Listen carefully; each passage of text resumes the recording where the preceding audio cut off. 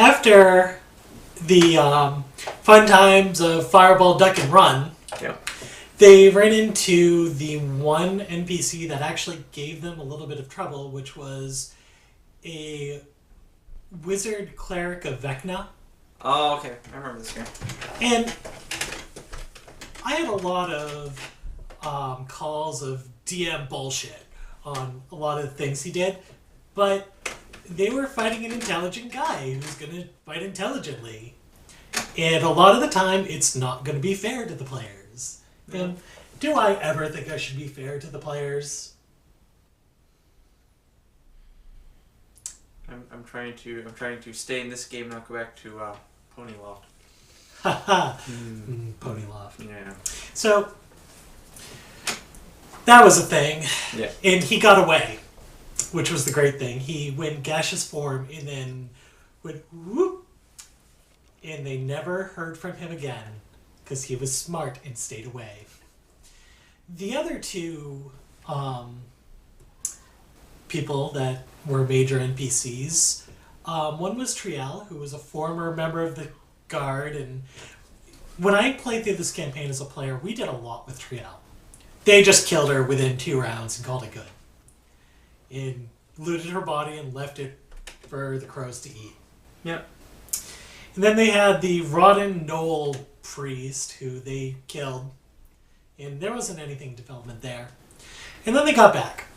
Now at this point, we need to talk a little bit about the party and their name and how they got named that. Yeah, because we came back with the Wands of Weather Control and the news of the dead High Priest. So first thing was first, which was give the wands to the different was it to different clerics and wizards or just to people in general? Well, clerics. Yeah, the different clerics, and they did their things with that. But then there was the question of, okay, we don't have a high priest anymore. Kind of need one of those, and so of course there's Genya was like, well, I'll put my name up for nomination for this, and I think it was it Georgiana that nominated my character? Yeah, Georgiana nominated my character, who, for not wanting to do anything, like, you could be the high priest. And so there was voting. I can't remember what my little speech was, like, because we were both supposed to talk about something. I can't remember what I even said. But it was something to the extent of, like, all right. And the party essentially voted me as high priest. Well, it wasn't a party. It was all the clerics and paladins of the church. All right. And it was relatively close, but Colbert got more votes because of the fact that he'd been actually out in the field doing stuff, and Genya had just been running the church and all the day-to-day things. And afterwards, a disgruntled Genya made the comment, well, I'm just going to be doing all the day-to-day things like I've been doing and running this church. And so Colbert became a figurehead. Yeah. The group itself, though... Oh, and I got that mace. Yep, the mace, the Star of Justice. And this is how they kept me doing things. Because if he didn't do anything within 2 rounds, he got damage because the mace shocked him with holy damage. Which was God saying, get off your fucking ass and do something, which point my cleric was like... Damn. Yep. And aside from that, the group itself had to get a name because the magic shop in town, which, according to Shackled City, is called Skis, but we have an NPC that is a recurring NPC, who's an interdimensional traveler who occasionally breaks the fourth wall, and he's kind of like my little silly gag character. And his name is Wacky Wizzo. And he owns a chain of stores called Wacky Wizzo's Wizardly Wares. And I like having background music, and his theme was the Spanish rag. And he's just a really jolly character, very Gandalf-y, with a huge flowing beard, smokes a pipe, talks in a very weird accent, openly mocks players. Occasionally he'll take out an actual Dungeon Master guide to reference a magical item in front of the players, and they'll be narrating as that. Yeah. And they'll just be like, what is he doing with this odd book? And he'll make references to, like, levels and stuff. And You're getting on track. Okay. I love Wacky Wizard. I know He's you my do. favorite Let's keep character. going. Very Deadpool-esque. But to get a discount at this particular store, there's a group discount, and they needed a group name. And they were the Knights of the Electrum Dragon, or the Electrum Knights, or the Knights of the Dragon and Electrum, or something. And the whole thing was that it was a joke. Because Georgiana, playing the Paladin as her first character, knew nothing about the Dungeons and Dragons system. And the currency system confused her. And I explained, yeah, there's, copper, which is the base thing, and then there's silver, and it's 10 copper to the silver, and then 10 silver to the gold, and then 10 gold to the platinum. And she was like, oh, okay. And then, for whatever reason, Ben chimed in about dragons and the fact that they're copper, silver, and gold dragons. And then there's also the Platinum Dragon, which is the god of dragons. Since Ben loves Dragonlance, and Dragonlance deals a lot with the different colors of dragons. And so Georgiana asked in all naivety, so is there anything more valuable than platinum? And I said, well, there is a currency called Electrum, which, is a special metal and, said to have a little bit of magic in the middle of them. And very neat thing. And so she said, so is there an Electrum Dragon as well? Of course, in 2nd edition there was an Electrum Dragon. Nothing really special. There were a bunch of scholars. But because, you go copper, worthless dragon, silver dragon, pretty cool, gold dragon, really boss, and then you have the Platinum Dragon, who's the god of dragons. Obviously, anything more valuable than platinum has to be really cool. So I went on this rant about how there's this Electrum Dragon who is the god of nobility, and he is too plebeian to have clerics, because divinity and healing spells, that's plebeian magic. He is just mages. I think there's also like a Scrooge McDuck joke where he has a vat where he just swims in copper and silver. No, with gold and platinum dragons. Gold and silver dragons. While the copper ones line the bottom. Yeah. And there's this whole thing we made a joke about with how the fact that the dragons toward the bottom get meshed into small little coins over time and break apart. And they trickle down from the heavens, which there's a Saint Reagan who came up with the trickle-down theory of economics. Which this is very funny if you know anything about the 80s. Yeah. And so Brian, playing Doc Xlex and was a noble, decided, I'm going to worship the Electrum Dragon in character. Yeah. This comes up again and again, and, the joke of the campaign is that plebeian was the word of the day. Yeah. Describing everyone who was not noble. Commoner pieces were copper pieces. Silver pieces were servant pieces. Yep. Gold pieces were good pieces. Yep. Platinum pieces were perfect pieces. And then Electrum, well, you're too poor to have seen it. Yeah. So, of course, they made it a quest to go out and buy a piece of Electrum. Which Doc Xlexen wore around his neck for most of the campaign. So we became the Electrum Knights because we couldn't really have the church affiliated with it. I think that was part of the reason behind it. And at this point, because of all the role playing, and because Brian's character Doc was very, very role play, very nobility. He could talk his way out of any situation most of the time. I love that as a DM. I know. And so Colbert, my character, who's the other one who's fairly up there as far as notoriety, didn't want to do anything, didn't really care to do anything, just didn't want to. So whenever something like that would come up, he would usually look at Doc like, talk to them, use your fancy words. And so through that, Doc kind of started becoming kind of like the head, the leader of the group. And so when it came time to name it, Electrum Knights. There we go. So we got the naming, we did our shopping. And then, wait, is this what I think it is? It is, but I need to backpedal to that one encounter they had with the other group in town, the Stormblades. Oh, yep. Who are all sons and daughters of nobility, and they kind of got into a spitting match with the Electrum Knights, and a battle broke out, and they sort of slaughtered most of them, except for Doc Xlexen's cousin, Zachary X. Laxon, who was written into this. And they talked, and the guards came, and the guards were like, we're going to make you pay a fee, and don't do this again, or we'll throw you in jail. Because the guards were like, whoa, too many nobles involved in this fight for our liking.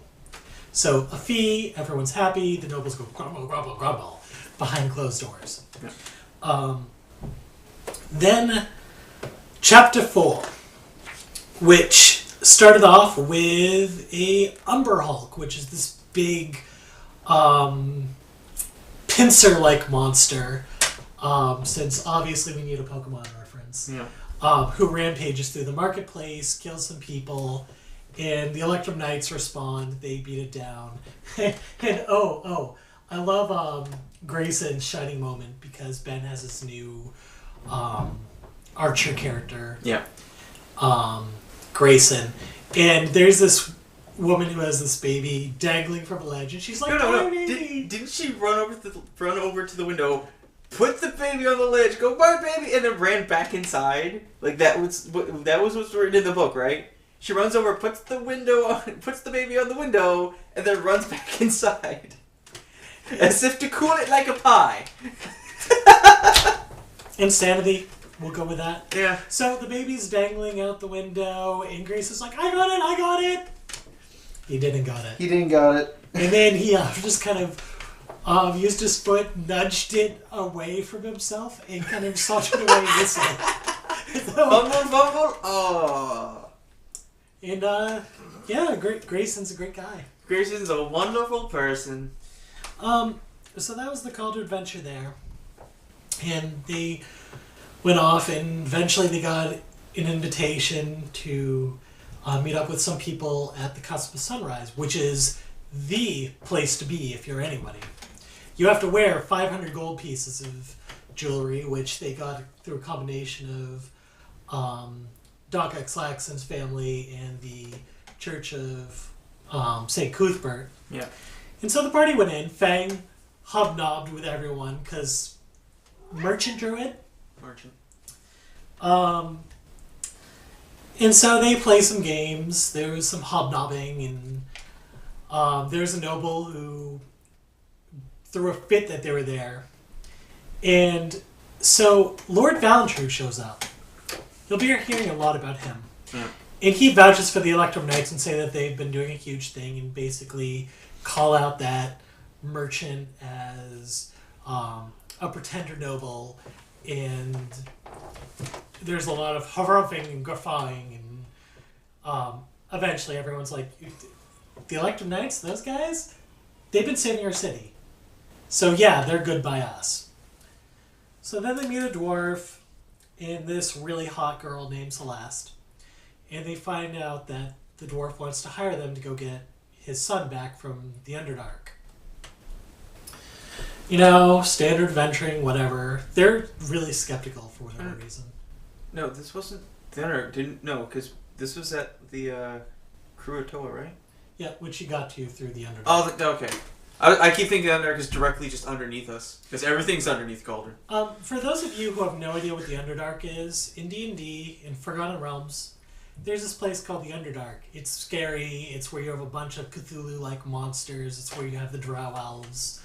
I don't like using it too much, because Underdark is dirty to me, because I do not like the works of Salvatore, who wrote a lot of the stuff for Drizzt.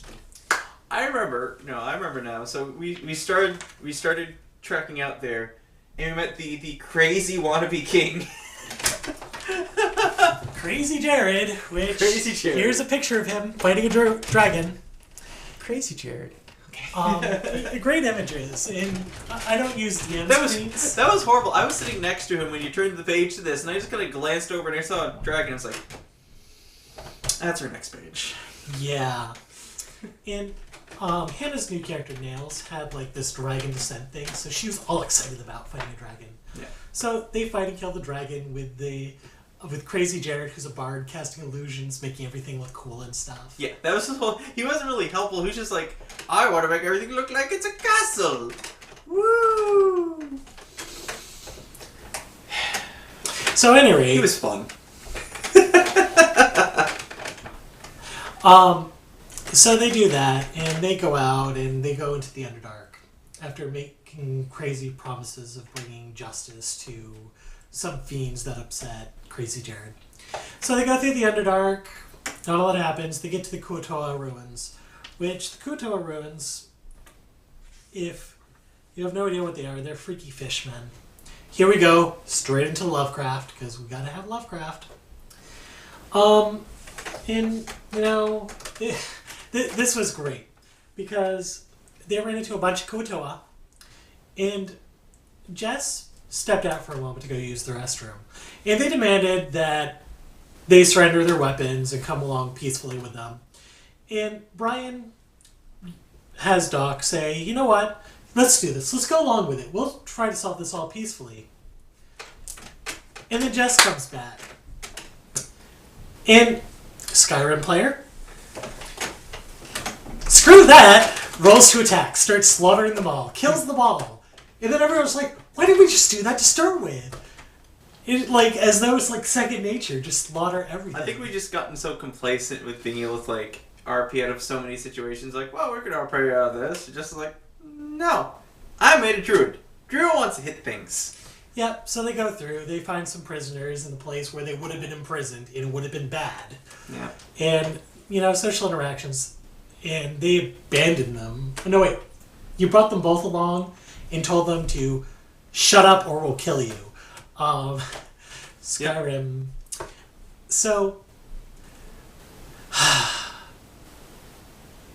they go along, happity skippity, and they run into Dorlot, the I'll have sex with anything dragon, who is actually the ancestor of Nails, because he has sex with everything. He was having sex with Kuo-toa. They didn't run into his demonic dragon offspring with the Kuo-toa. Pause for a second. You never went over that. How does that work? Dragons have sex with everything. This happens a lot in D&D. Was that really written in there that the dragon was having sex with Kuo-toa?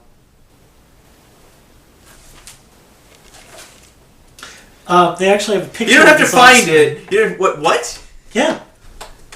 Custom monster. A Krua dragon? A Dragatoa? This. Oh my god, it's Spike. So, they have a lot of custom monsters like this. Oh my. Huh. Dragons have sex with everything in D&D. Everything. So, we came across the apparently horny black dragon. Yep. And he awakened his blood within Nails and turned Nails into a half-dragon. I don't normally allow templates, but I was like, character development, yay! And, they keep going on, and they kill the High Priest, who, this was great, because there's this encounter that's planned out where there are two doors leading into the High Priest thing, and there's a level of water. And he casts a spell, raises water to the ceiling to drown the entire party. Everyone else charges through one door, and the Kuo-toa charges past them, locks the door. And then there's the other door, which Doc has slowly been making his way to on the other side. And he casts his raise water. So the water goes whoop, and they're like, oh no, this isn't good. And then Doc opens the door, the water goes shh. And the Kuo-toa's like, I should have blocked that one too. And then they kill him. Yeah. And they eventually find the dwarf, who's a willing, person there. He's gone crazy. So they beat him half to death. Wait, didn't someone die in the room right before it, by a trap? Or someone got hit by a trap right before? I can't remember all the times people die. It happens so often. No, because I remember specifically the room right before him. There was some sort of, because we'd been checking for traps. Yeah. Something jumped them, or an assassin Kuo-toa. Oh yeah, an assassin Kuo-toa from the ceiling. Yeah, and who did take out? Do you remember? I want to say took out Doc. Oh, okay. That sounds right. Yeah. Fun fact: that Kuo-toa assassin killed my druid. I was a druid then. I had a druid that was going through it when I was a player. That Kuo-toa killed me, so I thought it fitting to kill my brother with him. Aw. Brotherly love. Yeah. So, they continued. knocked the dwarf out, dragged him back to town. Yep. Celeste and the dwarf that they were contracted through, nowhere to be found. Valantur, on the other hand, has his guards. And they're like, yeah, we're going to take him back to his father, no problem. And the dwarf's very sullen, not saying a lot. And everyone's like really suspicious of Valantur. But eventually they concede to going off with them. And Nails has an invisibility spell cast on him. And Nails goes off to trail Valantur. They go into Valantur's mansion and Nails follows. Ben's character followed behind too, remember? Yeah. But he was stuck outside the gate like, I'm here to sell you subscriptions. And the guards, I think he might have tried to say it's my first day. Yeah, that was the running gag for a while. It was the first day whenever you tried to do a bluff check. I wanted to throw a chair at him each and every time. Anyway, so Nails got in, and the people with Valantur, the guards / butlers, they were actually chain demons because, of course, we're going to have butler demons. Yes. They were one hell of a butler. They started fighting him, and Valantur uses eye beams to turn Nails to stone. And then the party's like watching this out of character, being like, oh, he's the beholder! Which they can't use as information. No. But Nails is gone. Yep. After trailing. And we knew he was trailing Valantur because of Ben's character. So, in reality, our characters aren't supposed to know that Valantur is like a big bad that early. But because Nails went and got herself all, fucked up, our party's like, we need to watch for Valantur because he's an asshole. And they used the Star of Justice to find out that Nails was turned to stone. The next part we dealt with was Colbert here using spells to calm crowds that should have been slaughtered. Oh my god, this is this part. Oh, I was wondering when this part coming. Okay, Okay. Now, what was the scenario that we walked in on? There was a tax riot because they raised taxes crazy high in the city because Valantur was influencing the Lord Mayor to raise taxes to do things like pay for an artifact that would control the water so they didn't need the wands of weather control anymore. So there was a big riot, and there's this whole plan to bust in, these are the villains, and do all this stuff, and create a riot and have a lot of people get killed. So they started rioting. And Brian went first, because we see, okay, they're going to try and riot and kill this guy on stage, and then all the people are going to riot, it's just mass confusion. Yeah. Who are they trying to go after? The people in the crowd were trying to kill one of the town guard, and then the villains were trying to kill the merchant who had organized. Right. So we had multiple things going on, and the book very specifically expects a lot of townspeople to die. Very specifically. Now we do our rolls, and this is one of the few times I actually got a good initiative roll. My initiative's crap. I don't have any bonuses for it. Brian goes first because of his bonuses, then Colbert goes. And Brian's first thought is, like, in the crowd, I'm going to put as many people to sleep as possible, which wasn't a whole lot. But it was somewhat effective. Then my character. Now this happened, like, after the last chapter was when we started working on my class becoming a church inquisitor, which is one of the, step up from cleric. And so I've got, these domain spells to, work with. I've got a few new abilities to work with. And one of the domain spells I get through, specifically through Church Inquisitor, is Dominance. And one of the domain spells I get, I think it's the second one I get, second or third, is Enthrall. Which in this large area, I can bring all the attention to me of everyone in that area. Now, usually, something like that is used to, kind of like in WoW for a tank to get all the hate and everyone come after me. Here, though, we have a whole bunch of people rioting, so I'm like, let's see how long the thrall goes, because it wasn't a number of specific targets. It was everything in an area. Yep. Enthrall, do my roll, and start giving the speech as, the head priest of, the church of, St. Cuthbert, like, we should not be doing this, we should not be killing our fellow townspeople, blah, blah, blah, blah. And I'm standing here making this speech, and, like, when it get to my, turn eventually, I would still be doing the speech. And I got all of the townspeople enthralled. They all stopped and just started listening to me. And there are snipers on the roof who are just like, we can't really do anything.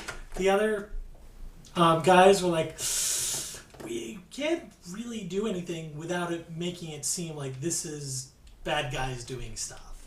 And there was like a breath drinker, which is an air elemental that can be invisible, which the party took out pretty quickly. So there were 0 deaths, and the book went on and on and on about the fallout from all the deaths. Yeah. They had all these different things of, like, branching things, like if the party does this happens, this. There was nothing for if we stop the riot.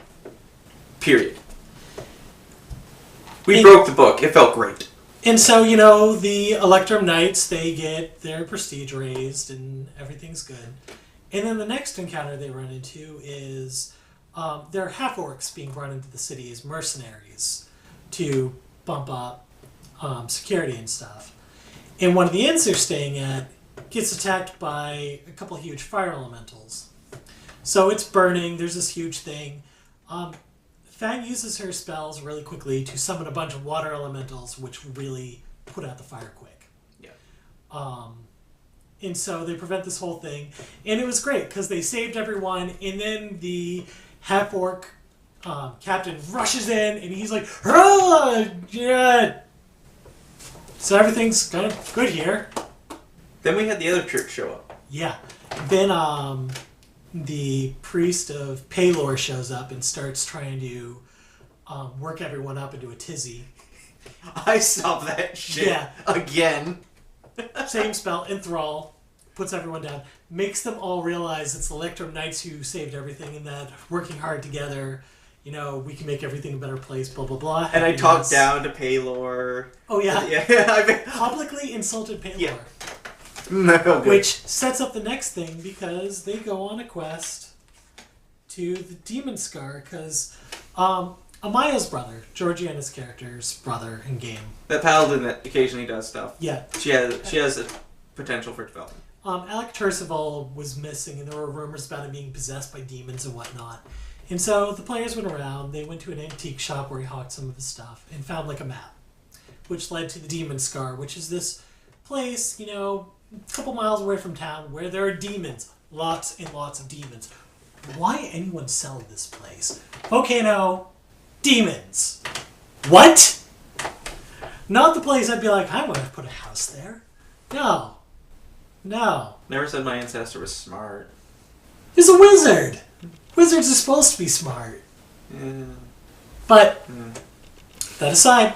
Smart and wisdom, 2 different things, sir. Yeah. They travel down the river, and my brother so casually refers to this as the Heart of Darkness tribute, because all of a sudden, attacked by gnolls. The only gnolls of this game that are programmed in. And this was a hard battle. This was a really hard battle. Because we started off on a boat. Yeah. And they made it to shore, Boat. found the gnolls that were hiding in the bush, killed them. And we got pretty separated due to like how the gnolls were positioned too. Yeah. Like I remember I had to do checks to see if people were wounded, because at this point I hadn't gotten through the habit of statusing people. Yeah. Statusing. I yelled at them every time they said, my HP is down to this, I need healing. I said, yeah, you don't understand HP. And they kept wanting to have status as a permanent thing, and I was like, no, you don't know this. This is not an MMO. Yeah. Eventually I got into the habit, but it Yeah. took me a while. First healer. So they got through that. And then they ran into my custom encounter, not to... No. It wasn't until after the Demon Scar we got the custom encounter. Yes. Because when you fought the Priest of Paylor, it was before. They ran into the Priest of Paylor, who had summoned a couple of shambling mounds, and he also had a paladin with him. Is this the KP encounter, is it? No, it isn't. Oh, that's what I was thinking. Yeah. But I didn't know this was a custom one. And since they had defamed the priest of Palor, he came after them. And he fought the party. Colbert died, and you had a very huge gamer rage moment. Oh god, I did. Well, the bigger rage was the second time I died. But like, I remember being pissed for the combination of dying and the fact that you threw shambling mounds at me again. They don't like shambling mounds. I don't like shambling mounds. I like shambling mounds. We have a long history of shambling mounds and murdering everyone. Yeah. Did you touch on that in the Pony Loft? Oh, very much so. Watch his Pony Loft campaign if you want to hear about his shambling mound team. Anyway, so at this point, there's no resurrection; it's reincarnation. Yep, Fang used her druid spell to bring him back, and at this point, I threw him a DM MacGuffin. Well, no, because she rolled DM's choice, right? Is that it? What she rolled? No. No? She rolled, and then I made a decision. Oh, okay. So he was brought back as a celestial creature. High priest. Yep. Yeah. And he was on a quest for his god, so he got that whole thing. And, yay, happiness. Woo! Players getting templates, which I never do, but it drove stories, so hey. And the half-dragon was turned to stone and gone forever. So... I think one of the first times... Oh, we didn't mention this. We had a messaging scroll, like that I was carrying, that would talk to Jenya back at the church. And one of the first things I did was like, died, came back as celestial being. Obscenities followed from Yeah. It was like, he talked to her, like, the fourth grader that likes the girl but not sure how to approach her, like, just teased ruthlessly. Yeah. It was great. And so they go on. They run into this angel in the middle of the jungle who is mystically tasked with protecting the realm. And we're going to pause the video.